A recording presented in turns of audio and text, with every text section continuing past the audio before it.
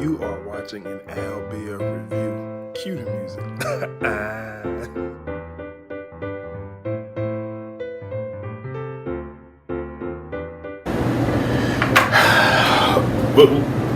What's going on, my have and have-nots family? Listen, if you're new to the channel, be sure to subscribe, everybody. Be sure to like, comment, share, all that good stuff. Look here, I just watched the show. I'm gonna upload the video in the morning, but I had to get these feelings and emotions, you know what I'm saying, off me tonight before I go lay down. Listen, I'm gonna start this thing. Tyler is not playing fair. Tyler ain't playing fair, and I'm pissed off.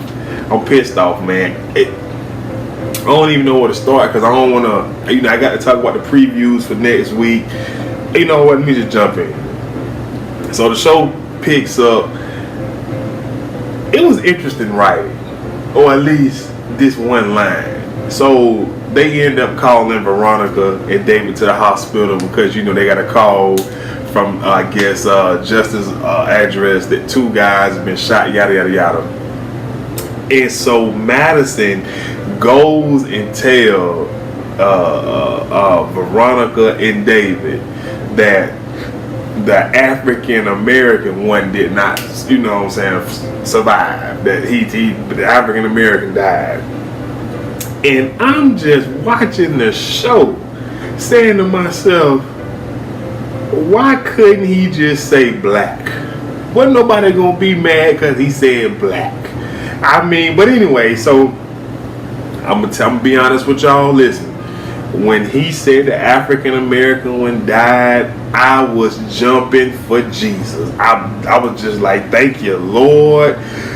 I was just so happy because I'm so sick of this Jeffrey and Justin storyline. I was just like, thank you, Tyler. It's time for somebody to die.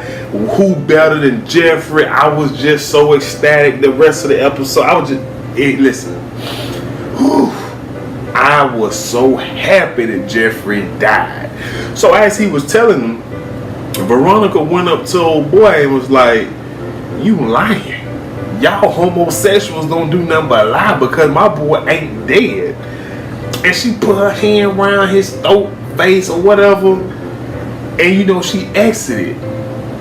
And y'all know I love me some Veronica, but this is one of the times that I was just like, she cuckoo now. This boy that came and told you the African American one that passed, and it was African American and it was white boy. So the African American got to be Jeffrey.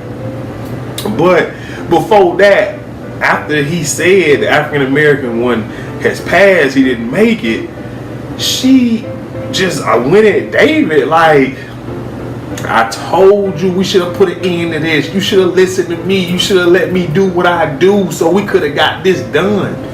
And I ain't gonna even lie to you. I was watching the TV show and I was like, she right. Because if she could have, listen, it's TV, y'all. So, give me a break. If they could have scared the gay out of Jeffrey, we wouldn't be in this situation or scared Justin off. I don't know.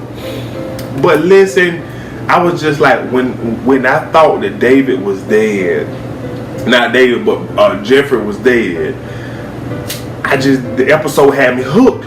I was in there. And so much other stuff happened in the episode, but they started off with that, and I was so excited, not to mention how the build-up was so horrible, that it was so great that the hospital staff didn't know what an ambulance was, couldn't get in touch with the ambulance, couldn't identify who it was that's been shot. They was horrible. But all that led up, that suspense, all that led up to the suspense of him coming and telling the African American one has died. I was so happy. I was just, listen, y'all don't know. So anyways, moving on. I'll come back to that later. Y'all, if you seen the show, we gonna double back. So, Mitch is a good friend. Let me go ahead and say that, man. I feel like being in old Mitch's life. Mitch's came, I forget exactly how much money Wyatt Cryer owes or whatever the case is. But anyways, I don't think he owed them. Well, he owed money, but they want his life too because he hurt the uncle or whatever. So Mitch came up with this plan brilliantly. Mitch is like a genius. He is definitely related to the Mahal family. To basically get $75K out of Jim Cryer so he can pay Benny debt off and do whatever the rest he gonna do with it. He has no interest in Wyatt's safe there, nor should he. I mean, like, do we really care about Wyatt? Like I said, it's time for somebody to die. I prefer Jeffrey. I could deal with another season of Wyatt, but I prefer Jeffrey. I'm just throwing it out there.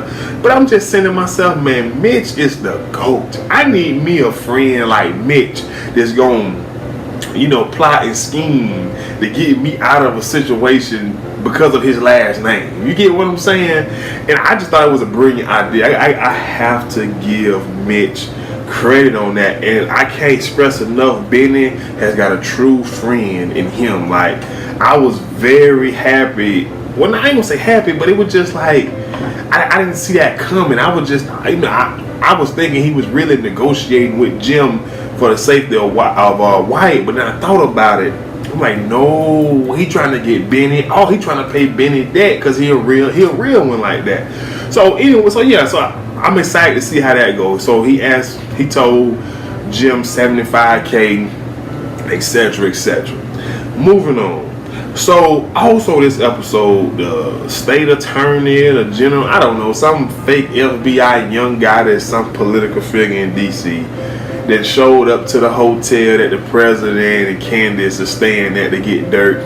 He put the pressure on Roderick, or however you say Catherine little boy to her name, and he just started singing like a bird. Now, at this point, we got to kill both of them. We got to kill Roderick because he's snitching.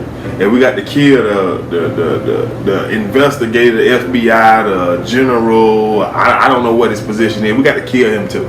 Because listen, I have found myself rooting for Candace to, at minimum, move into the White House. I just want, I don't know why I want that. I just feel like, just maybe, the amount of hood, ratchet, ghetto stuff Candace can do from the White House will hold my attention for at least 2 seasons. She can run all type of scams from the White House that cannot be touched and out. It would just, I would love it. I'm all for the ratchetness, the hood rat stuff. I'm for all that. You feel me? And I can see it happening. So that I'm rooting for Candace to make it to the White House. So we got to kill both of them. Because like I said, Roderick is snitching, showing videotapes, telling them everybody's name, how everybody involved. No. We don't do that, bro. He threatened with deportation. I understand you don't want to go back, whoop de whoop, but you got to do a better job than just coming clean, dog. You know what I'm saying? So, also, this episode, I thought we were going to get some Derek. We got a knock from Derek, but no Derek. So, Tyler is really going to, I guess, stretch this Derek thing out as long as he can, or whatever the case is. I don't know. It is what it is, but I'm ready to see Derek and all that good stuff. Now, let me make sure that I'm not missing anything before we get on to the previews for next week. So we talked about Jeffrey being dead and how I was just so ecstatic and happy. We talked about Mitch being the realest friend of them all. Benny gave Candace a call. He was calling to beg for some money. But his mama walked in, so he couldn't beg, and he tried to play it off and whoop de whoop. And she let him know that she gonna keep the interest on the money and pay off his debt and whoop de whoop, and he gonna have to help her pay. But I'm trying to think. Okay, so we talked about. I hit that. I talked about the Fed. I feel like that was pretty much the show. Now I got to get into the previews for next week, and Tyler Perry is not playing fair. Tell me why neither Justin or Jeffrey is dead. I am so pissed off. It's to the point where I just, listen, man, I seen them previews and I said, let me go ahead and go downstairs and record this video because I got to be a little quiet. Come on, lady, she out there sleeping a little bit, so I want my tone a little, but it just, Tyler ain't playing fair, but you know what? I got to give it to him. We should have known that he fooled us because he don't want to get rid of Jeffrey and Justin. We should have known he was just playing with our emotions. This is supposed to be the most emotional season. David up there crying. David went to go ID the body, and it's not Jeffrey. So where do we go from here? I tell you where we go from here. Veronica and David is gonna have to team up to kill Justin. It's the only direction we can go from here. They gonna have to kill Justin now.